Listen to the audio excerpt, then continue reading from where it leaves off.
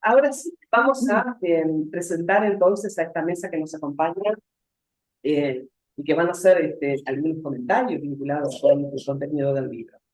Tenemos a Lucía Verónica Martínez, que es trabajadora de la educación en varios de sus niveles, profesora de historia en educación media, egresada del Instituto de Profesores Artigas, es docente e investigadora en la Facultad de Humanidades y Ciencias de la Educación y docente de Historia Moderna en Formación Docente. Es la primera magíster en Historia Política del país. ¡Felicitaciones! Después tenemos acá a Roberto de Luca, que se presenta como una persona que ha intentado ayudar a las personas y a los equipos en sus procesos de crecimiento y transformación. En algunos casos lo ha hecho actuando como consultor y otros como docente y en otros casos como coach o consejero. Bienvenido, Roberto.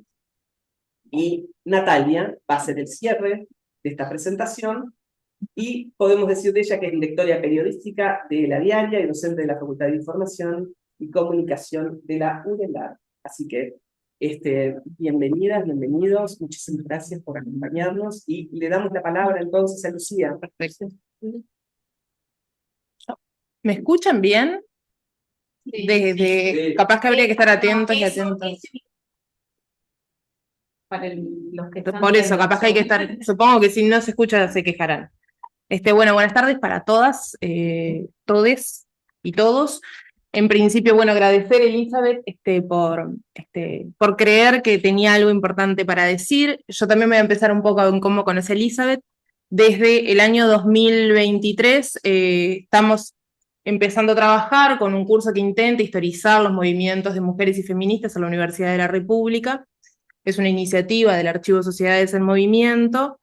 Y bueno, un poco como yo me dedico a investigar género e historia, era encargada de dar ese curso, en la primera edición. Elizabeth estaba ahí como una estudiante más, y empezamos a conversar, producto además también de que ese curso tenía una evaluación. Elizabeth usó eso como excusa, ¿no? Y empezamos a conversar de esto que hoy está publicado. Yo creo que el libro que hoy presentamos es un ejercicio que hace Elizabeth y un aporte que es más que necesario, porque más allá del objetivo de este libro, pone en tensión algo que venimos conversando casi que siempre, que es la tensión género-clase, ¿no? A mí una de las cosas que más me gusta de este libro, además de todas las que voy a decir, es que Elizabeth pone el foco en la mirada de mujeres con economías resueltas. Y generalmente cuando estudiamos a las mujeres, siempre miramos a las mujeres pobres, como que si fueran las únicas que tienen problemas o que tienen dificultades. Y acá Elizabeth mira a otro tipo de mujeres en las que también descubrimos dificultades y en las que también descubrimos costos de ser mujer. En este ejercicio yo creo que es una reflexión importantísima que hace en torno a los feminismos y al poder, ¿no? Sobre todo, Elizabeth escribe desde un lugar de enunciación que es muy claro, que tiene que ver con su propia trayectoria vital, y esto evidentemente, quienes escribimos, sabemos que no escribimos sobre el éter, que las cosas no nos importan porque sí, que siempre nos interpelan, y ella lo deja muy claro desde el inicio, y creo que eso es un ejercicio de honestidad intelectual muy importante, que además lo hace con la calidez que la caracteriza, pero también desde un lugar de muchísima generosidad. Elizabeth abre su libro y cierra su libro pidiendo las devoluciones, ¿no? Dice, y que me gusta citar, ¿no? Dice: quedaré feliz si en alguna medida su lectura logra atraparle, si partes de su contenido le generan algún descubrimiento, si tienen coincidencias o desacuerdos, y si finalmente sienten el impulso de escribirme para contármelo. Para ello estaré expectante de mi correo. Y al final dice lo mismo: espero sus noticias, ¿no? Es decir, es un ejercicio además de exposición y de vulnerabilidad frente a la escritura, es decir, yo estoy haciendo esto, pero a su vez esto puede ser interpelado por quien lo lea, que realmente no abunda y hace la lectura muy cálida también. bueno, Elizabeth Tía, yo creo que este libro tiene como varios aciertos, ¿no? Es un tema que para muchos lectores y lectoras puede ser muy ajeno y muy lejano, y ella se encarga de hacer un glosario para acercar a estos lectores y lectoras, para establecer un lenguaje común con los lectores. Habla de futuras investigaciones, hace apuestas metodológicas muy claras. Hay un ejercicio que hace que a mí me parece fantástico, que tiene que ver con la historia oral. Ella no lo nombra, no utiliza bibliografía metodológica típica de la historia oral, pero lo hace. Es decir, ella no va a las entrevistas a buscar solamente datos, sino va a recuperar sentidos. Y eso es dificilísimo. Pero Elizabeth lo logra además con una calidad impecable, que es evidentemente hilvana en su relato. Y lo que yo les decía, hace apreciaciones del orden de lo sociológico, pero también intenta hacer el esfuerzo de historizar estos procesos. Escribe, además, en un contexto que yo rastreaba, ¿no? En el 2024, es decir, este año se publicaron que la participación de las mujeres en cargos directivos es de un 11% y que el 37% de las mujeres uruguayas dedicadas al mundo empresarial son dueñas o socias.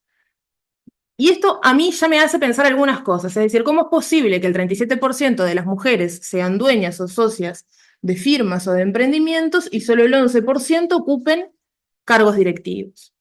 El problema es claro, Elizabeth lo veía porque es parte de su propia historia, pero es decir, la publicación también llega en un momento justo.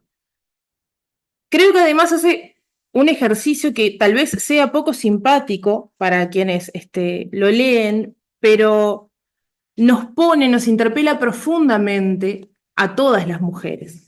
¿Por qué digo esto? Hay un pasaje, hay dos particularmente que a mí me llamaron muchísimo la atención, en el que Elizabeth viene hablando de cómo se van construyendo los liderazgos y de las dificultades que tienen los liderazgos femeninos, pero tensiona una vez más desde otro lugar la cuestión género y clase, porque ella habla de, sin ponerle estas palabras, habla de lo que le llamamos carga mental. Es decir, todos y todas sabemos que la mayoría de las tareas las mujeres las pensamos, ¿no? Estamos trabajando y estamos pensando que hay que darle de comer a los gurises, que hay que llevarlos a la escuela, que cuánto calzan, que cuánto miden, ¿no? Que si tienen turno en el médico. Y de cómo en realidad muchas veces somos también las mujeres las que nos sobrecargamos aún sin tener esa intención. Elizabeth, cuando está narrando e intentando historizar estos procesos, dice: en la escuela sucede algo parecido. Está tan asociado el cuidado con las madres y no con los padres, que si es necesario comunicarse con la familia del niño o de la niña por algún malestar, se tiende a llamar a las primeras. Hay un reforzamiento de la asignación de los cuidados a las madres como si fueran naturalmente su exclusiva responsabilidad. Yo soy profesora, por ejemplo, ¿no? Y generalmente, cuando pido reuniones con los padres, a las primeras que llamo es a las madres, ¿no? Entonces, fue como un tirón de orejas para mí misma, porque ¿por qué no pruebo a empezar a llamar a los padres? A ver qué es lo que pasa, ¿no? Porque no importa que termine hablando con la madre, me parece que importa empezar a cambiar la práctica, ¿no? De interpelar a esas masculinidades, ¿no? A ver qué es lo que sucede con ello. Y después tiene otro pasaje que ella lo rescata de una entrevista que tiene que ver también con otra interpelación para las mujeres sobre la construcción de los liderazgos. Viene hablando del vínculo de estos altos cargos y la maternidad y sobre todo de intentar compatibilizar la vida privada. Entonces ella rescata de una entrevista que dice, una persona, en un cargo tenía que contratar profesionales y dos estaban embarazadas. Entonces me llamaron la atención. ¿Cómo vas a contratar a dos embarazadas? Yo quiero formar un equipo, les dije. Hoy por ti, mañana por mí. Te estoy cuidando porque la maternidad es un bien social y no te voy a dejar afuera por eso. Pero tuve que tener ese debate. Es decir, lo importante que es no solo construir un liderazgo diferente, sino tener una sensibilidad distinta, porque las mujeres que son madres saben bien del costo que implica compatibilizar una carrera académica, una carrera profesional, que, reitero, no es solamente las mujeres que tienen economías poco resueltas las que tienen estas dificultades, sino que también otro tipo de mujeres las tienen y no siempre somos conscientes de que eso es un problema y de que eso requiere una sensibilidad distinta.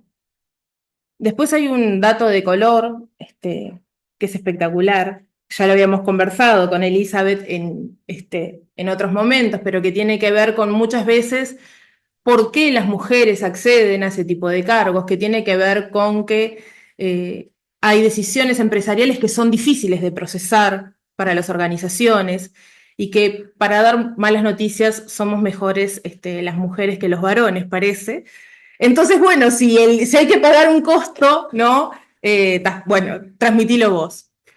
Creo que, reitero, yo no me quiero extender del tiempo que tengo, pero me parece que Elizabeth, además de escribir todo esto, de relatarlo de una manera muy cálida, ordenada, no pierde rigor a pesar de ser una escritura muy cercana, y eso siempre es muy difícil, ¿no?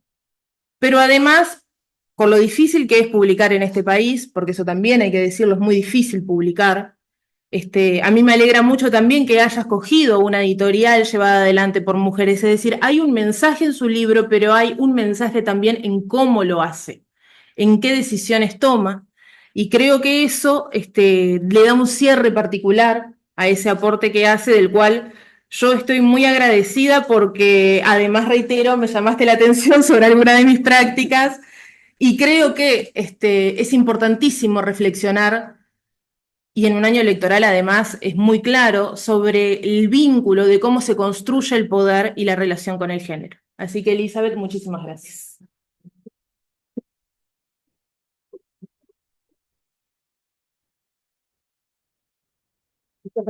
Muchas gracias, Lucía.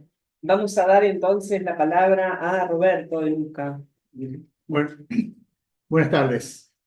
Para mí es un gran honor y un gran compromiso estar como comentarista de este libro junto a Silvana, Lucía y Natalia. Además, involuntariamente me transformé en el representante del género masculino en esta mesa. Yo conozco a Eli desde hace 40 años. Ustedes estarán asumiendo que nos conocimos en la maternidad. Si hacen los cálculos, es fácil de decir eso. No, y hace 5 años, antes de la pandemia, un día vino Eli a visitarme y me contó que tenía una idea, y esa idea fue creciendo, creciendo, creciendo, y se transformó en este libro espectacular. Eli siempre genera expectativas altas, pero realmente, una vez más, las ha superado. El libro, por el título, ¿verdad?, es espectacular, por la imagen y obviamente fuertemente por su contenido. Antes de empezar a comentar el libro, quiero comentarles, desde que empecé a leer el libro, igual que decía Lucía, empecé a prestarle atención a determinados comportamientos y actitudes. Y ayer me pasó uno. Estaba manejando y veo en una escena en la cual una señora comete algún error en la conducción y un conductor masculino le dijo algo que yo no pude escuchar, pero asumo que le debe haber dicho: tenías que ser mujer. ¿Ah? Bueno, cuando llegué a casa me puse curioso y empecé a investigar cómo conducen los hombres y cómo conducen las mujeres.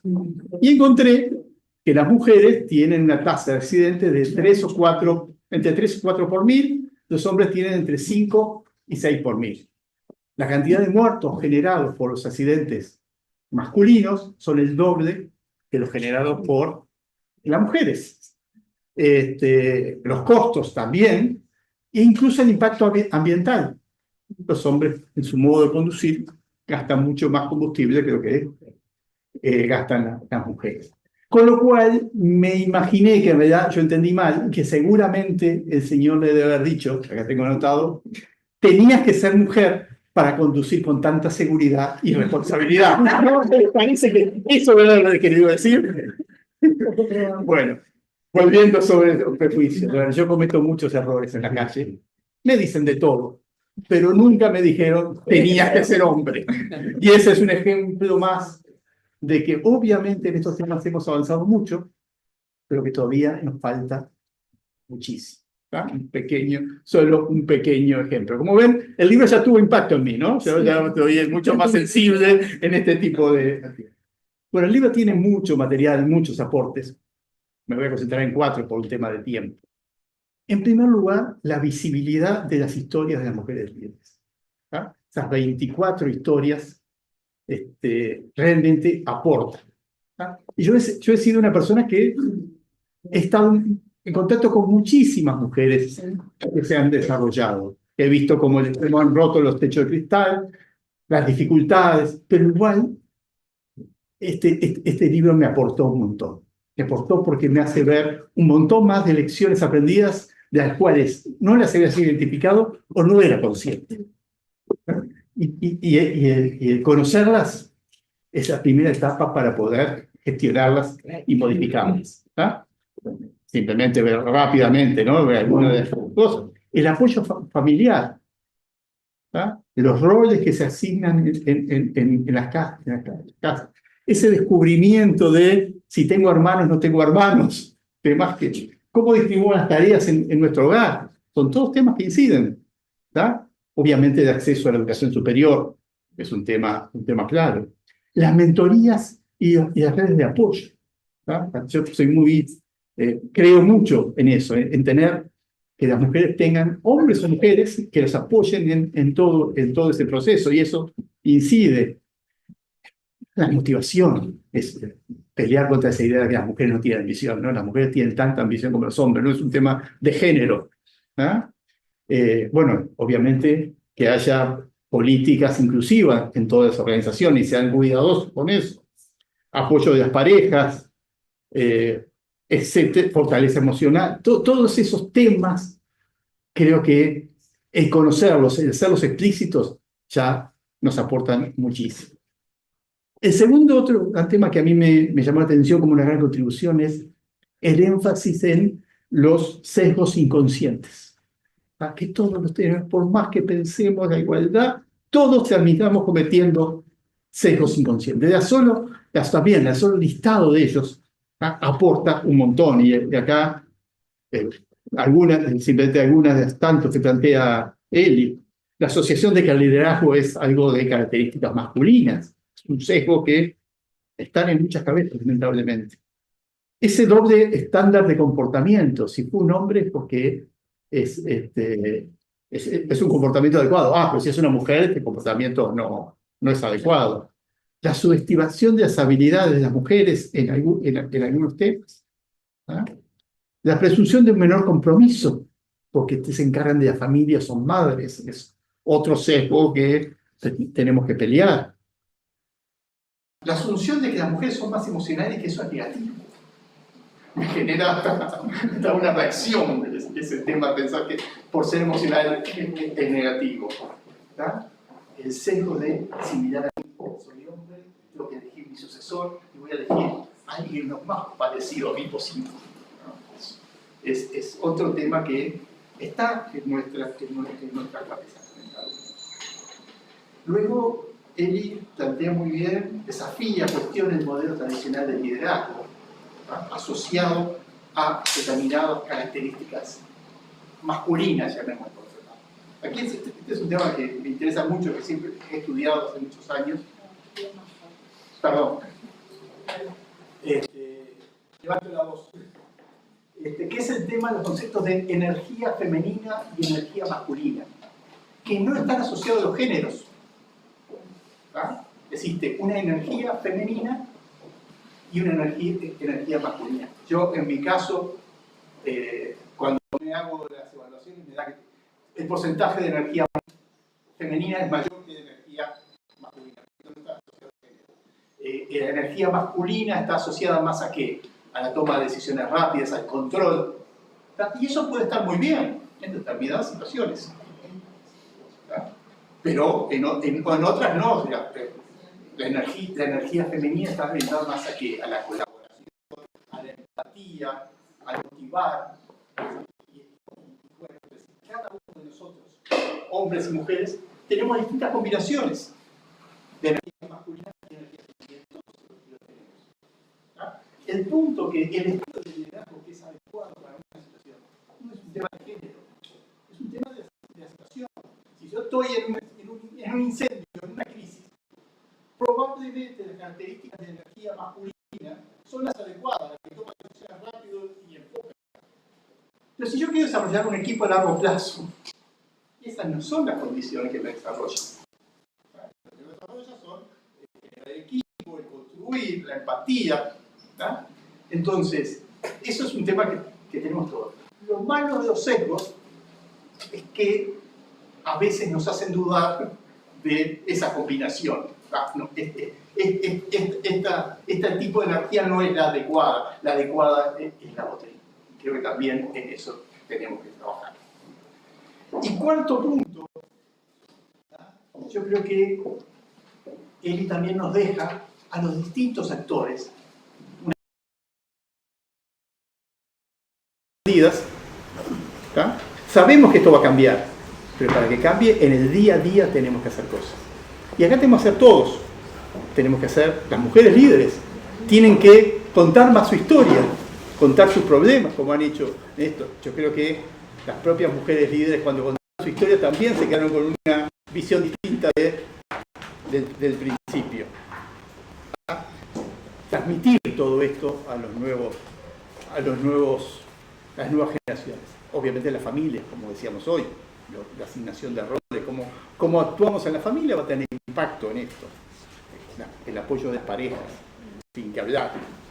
¿Tá? En el ámbito laboral, obviamente, todas las políticas que no discriminen, ¿tá? Que sean inclusivas. Los medios de comunicación, acá tenemos a Natalia, tienen también un deber, la visibilización de las mujeres líderes, ¿tá? Que a veces, ¿tá? No quiero decir en todos casos, pero a veces no aparecen suficientemente destacadas. ¿Tá? Y bueno, y dado que represento a los hombres en esta mesa, también a los hombres nos quedan un montón de trabajos. ¿Tá?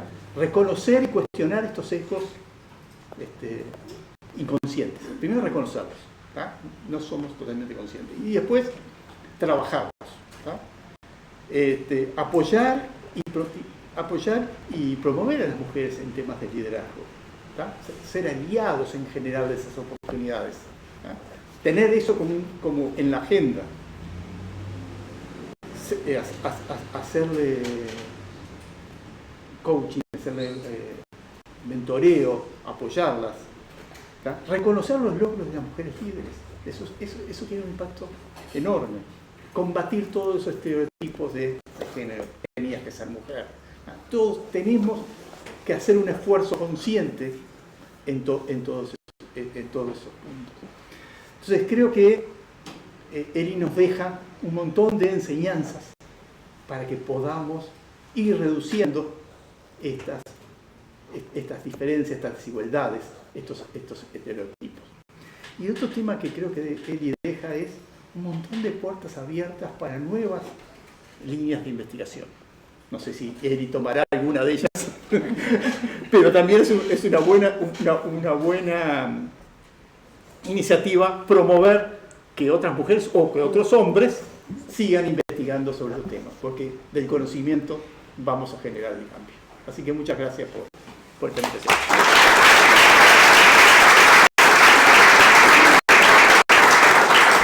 Muchas gracias, Roberto. Bueno, Natalia, le damos la palabra. Bueno, yo conocí a Eli porque Eli es suscriptora de La Diaria y como muchos suscriptores y suscriptoras, a veces nos manda sus comentarios y sus críticas.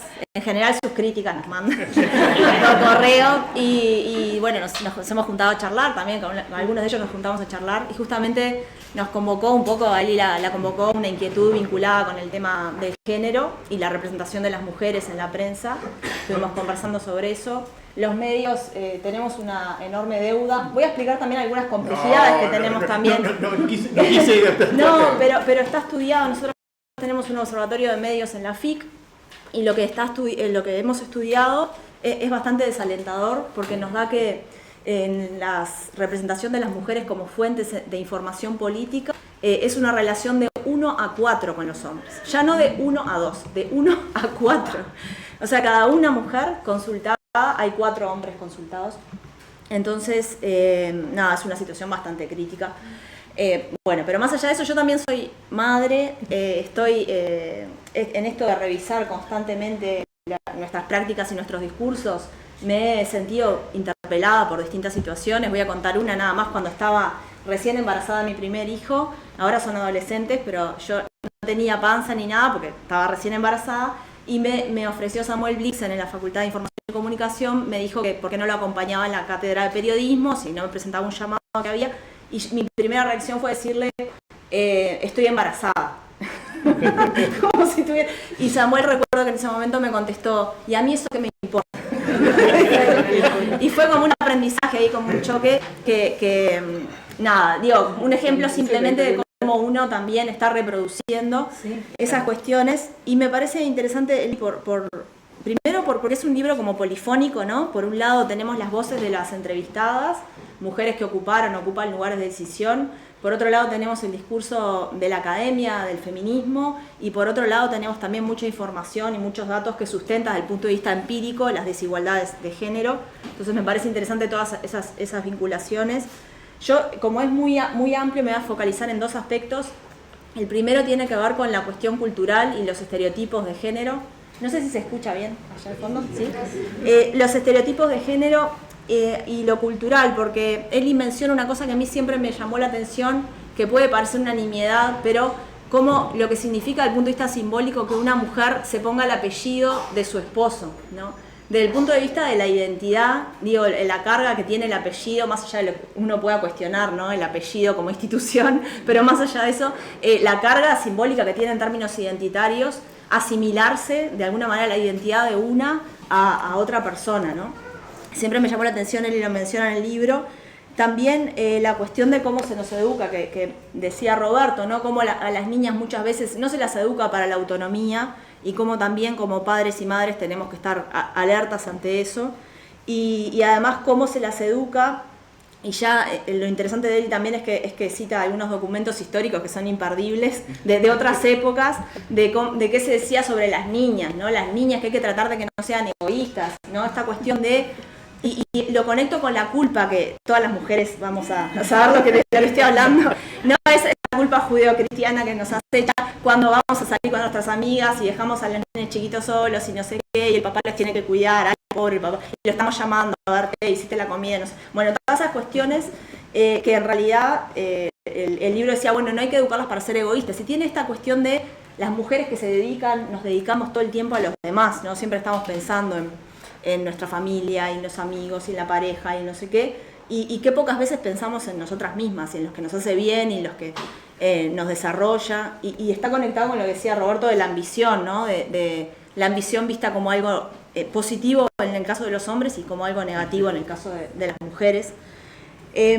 Después también voy a mencionar algo sobre lo que él no se detiene tanto, que es sobre las masculinidades, ¿no? Que tiene mucho que ver con esta cuestión cultural. Porque uno siempre las mira, bueno, muchas veces uno las mira desde el privilegio, ¿no? Qué privilegio ser hombre en esta sociedad. Pero también yo he visto mucho sufrimiento, ¿no? Desde el lado de las masculinidades hegemónicas y adaptarse un poco a esos estándares de las masculinidades hegemónicas. Entonces, qué importante también es para los hombres, para ser más libres, ¿no? Tratar de liberarse un poco de estos corsets, de los estereotipos de género. Entonces me parece que nada, sobre las masculinidades es un punto muy importante a tratar.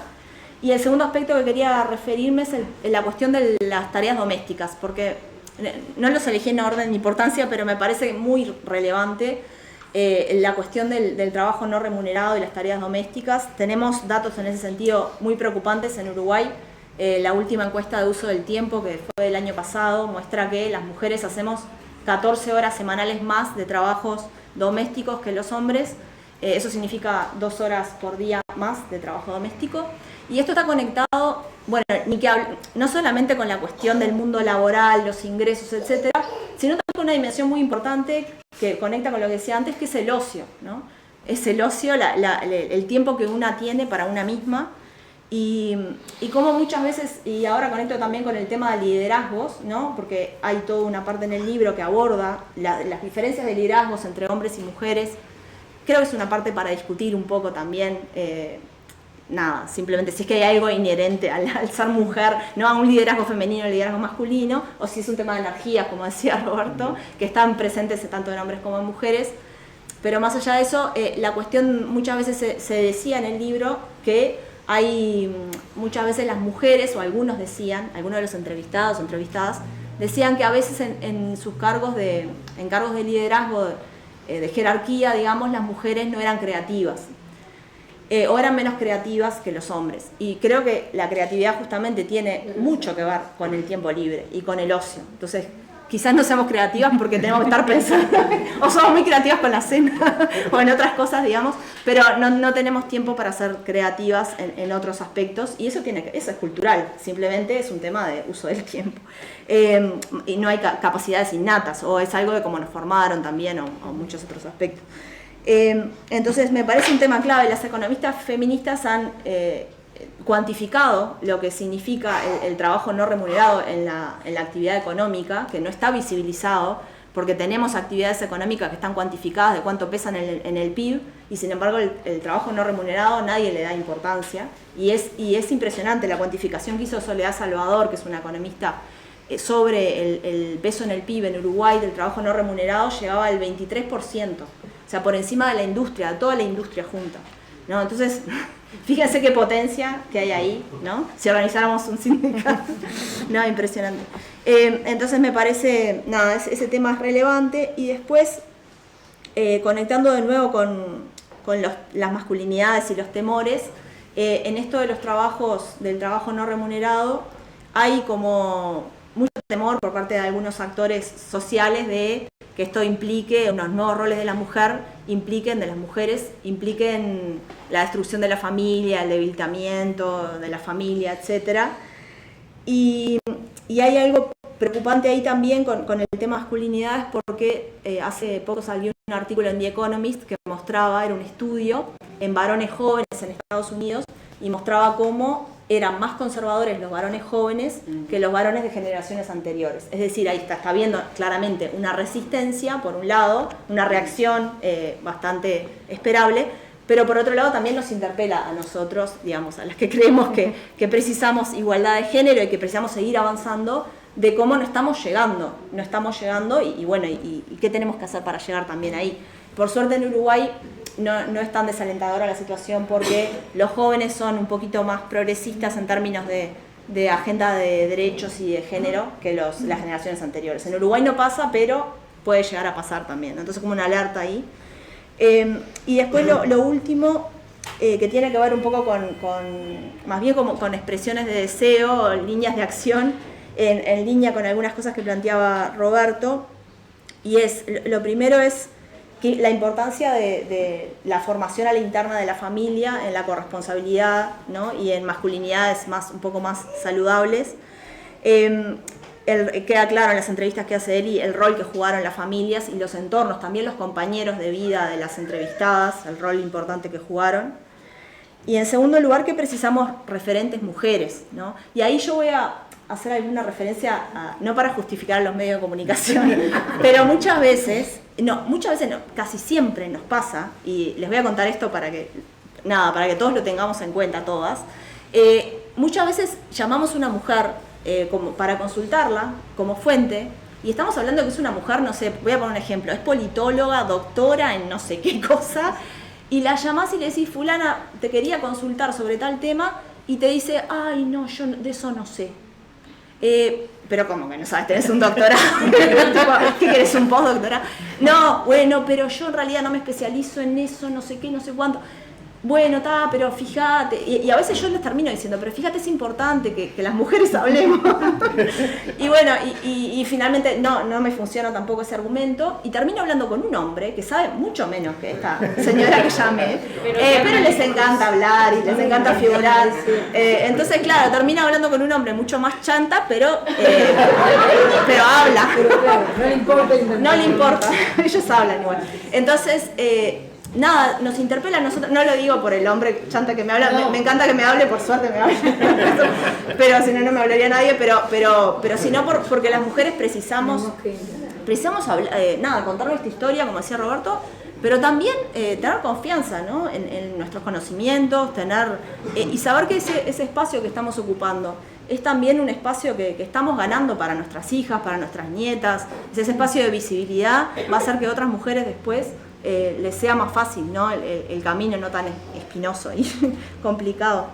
Y bueno, creo que por ahí después, otra cosa importante también, lo último, así ya hablé mucho, pero tiene que ver con esta cuestión de los espacios de decisión y de liderazgo, y cuando las mujeres ocupamos esos espacios, muchas veces, a mí me tocó ahora con la dirección de la diaria hace 3 años, uno dice, bueno, un cargo, y les debe haber pasado a las entrevistadas también, bueno, un lugar de dirección, de responsabilidad, y en realidad uno termina a veces, no te digo arrepintiéndose, pero llega como a ver cosas de la gente y que hubiera preferido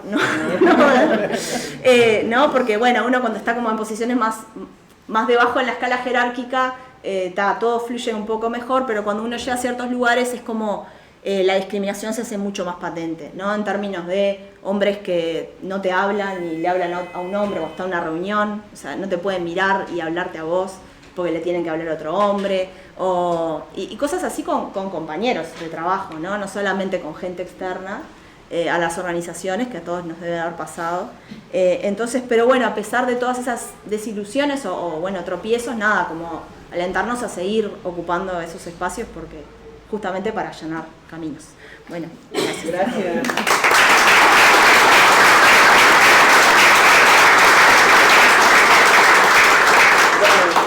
Muchas gracias, Natalia.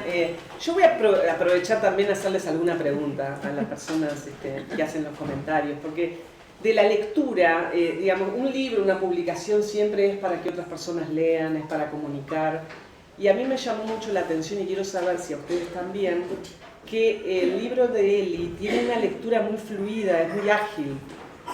No sé si lo comparten, es decir, es muy fácil identificarnos con las reflexiones, con los recuerdos, con las cosas que trae Eli. Y eso hace a la comunicación, eso a que se resulte como... Es más, en algunos puntos, a mí me parece hasta como que trae cosas que son muy graciosas, sin ser, por supuesto, un libro que tenga que ver con el humor, pero, por ejemplo, hay una cosa que a mí me hizo reír, algo que dice un gerente: nunca había una gerente embarazada. Bueno, ese tipo de cosas que aparecen a lo largo de... Es muy... no sé si qué perspectiva tienen de lo que implica la lectura como experiencia estética, ¿no? De lo que implica en este libro. Bueno, yo creo que fue una de las cosas que valoré, ¿no? Quienes hemos conversado con Elizabeth, era como escucharla hablar un poco, ¿no? Reitero, una escritura súper cálida, súper fluida, pero además en un momento ella viene como desarrollando una cosa y vos decís, ¿pero a dónde se está yendo? Porque te trae otra, pero en el relato termina calzando. Y claro, y creo que eso también, en esto de acercar a otras mujeres, yo rescataba también esto que mencionábamos hace un rato, ¿no? De dejar como puertas abiertas para que otras investiguen. Escribir en una lectura que sea accesible es también un ejercicio importantísimo para que nos lean, ¿no? Entonces ya no puede, que no sea una excusa que hablan difícil, entonces no la entiendo. Es muy claro, habiendo terminado la escuela no usa porque además tiene ese cuidado incluso, ¿no? Ella hace un glosario específico para compartir lenguaje con sus lectores. Vos no tenés por qué saber qué es equidad de género, podés ir atrás del libro y ver qué es lo que esta autora está entendiendo por equidad de género. Entonces hay un ejercicio de disposición del saber y también de enseñanza, porque es una forma de enseñar eso, que claro, que hace que sea un libro, reitero, sin perder rigor, de divulgación, súper necesario, porque en esa calidez te va cuestionando esto, ¿no? Que hablábamos recién, te cuestiona vos, te cuestiona cómo te moves, cómo estás pensando. Entonces, como experiencia estética, reitero, a mí me hizo mucha gracia también eso, ¿no? Nunca vi una gerente embarazada, es espectacular. Y después el gerente que nunca le consultaba a las mujeres de su equipo para viajar, porque asumía que no iban a viajar.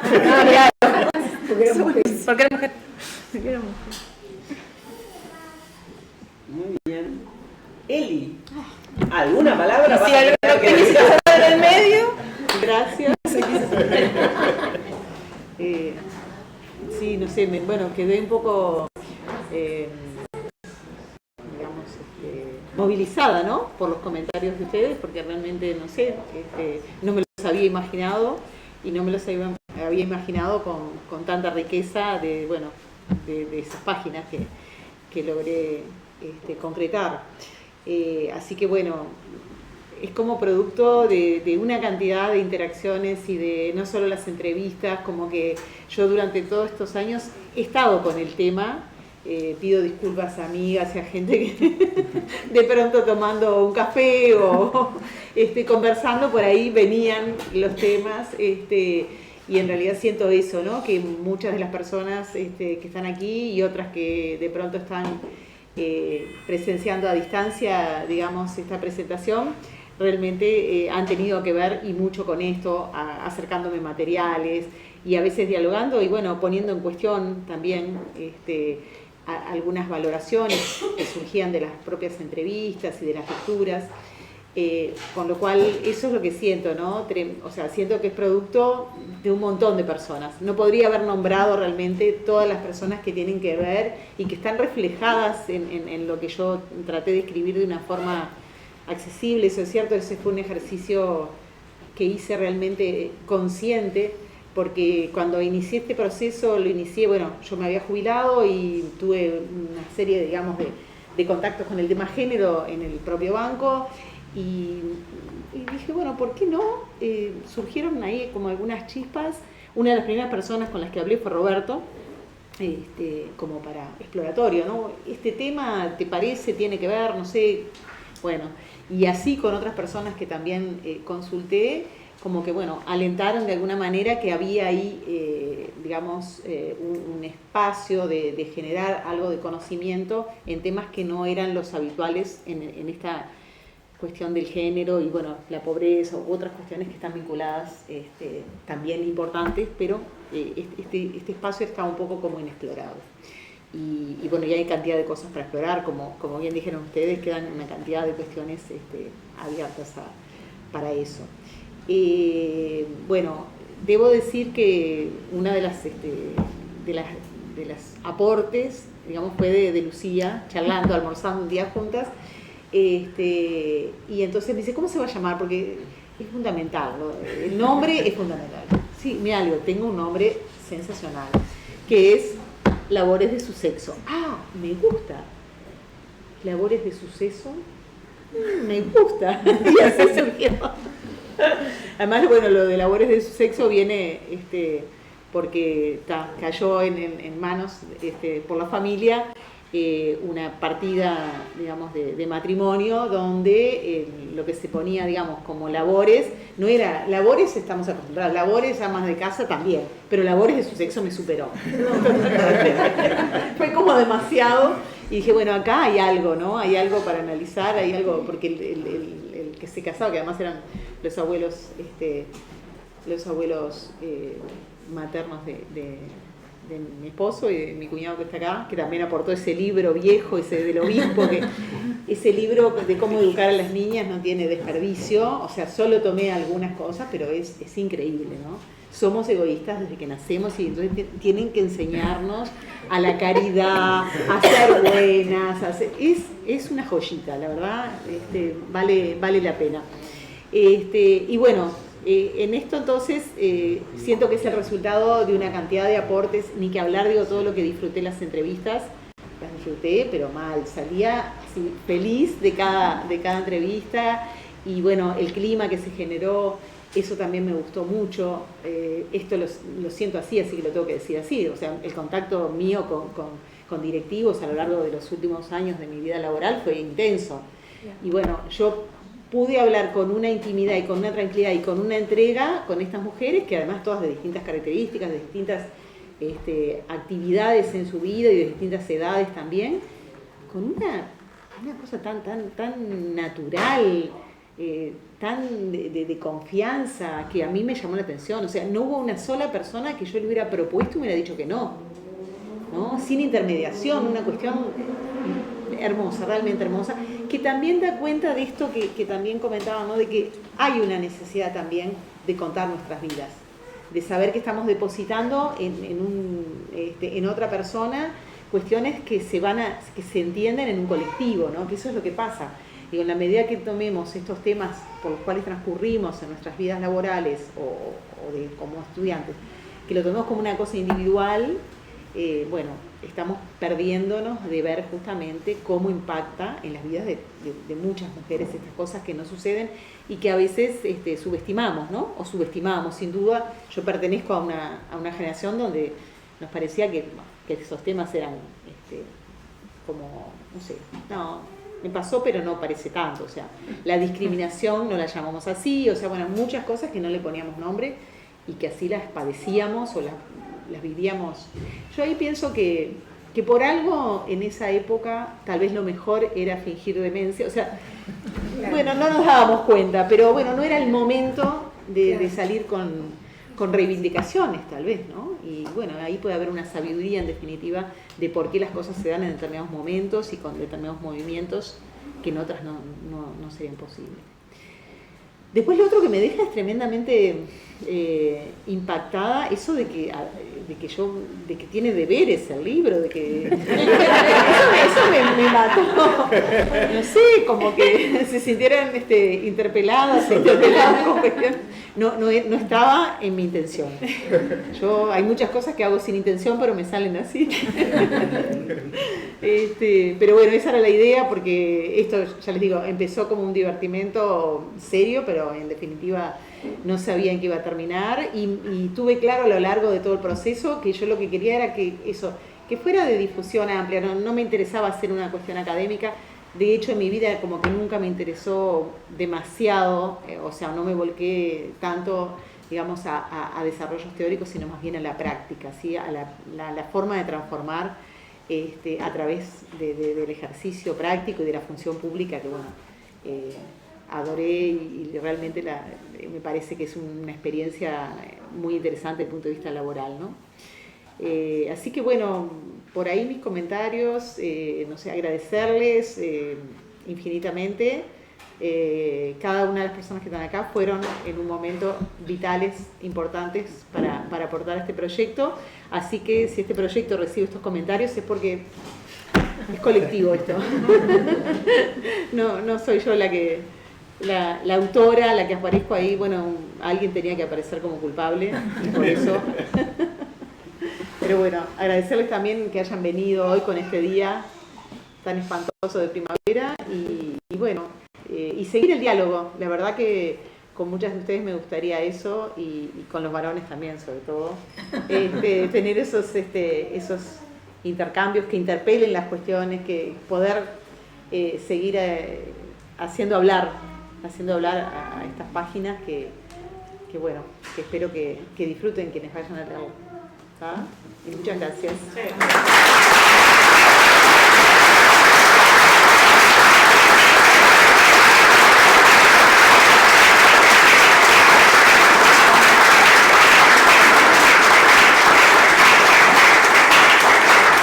Bueno, muchas gracias, muy lindas palabras, Eli. Nos vamos a despedir de las personas que están a distancia. Muchísimas gracias por haberse conectado. Y vamos a compartir algunos jugos y también decirles que el libro... Muchas cómplices hay ahí, sí, también, sí. Va para esa...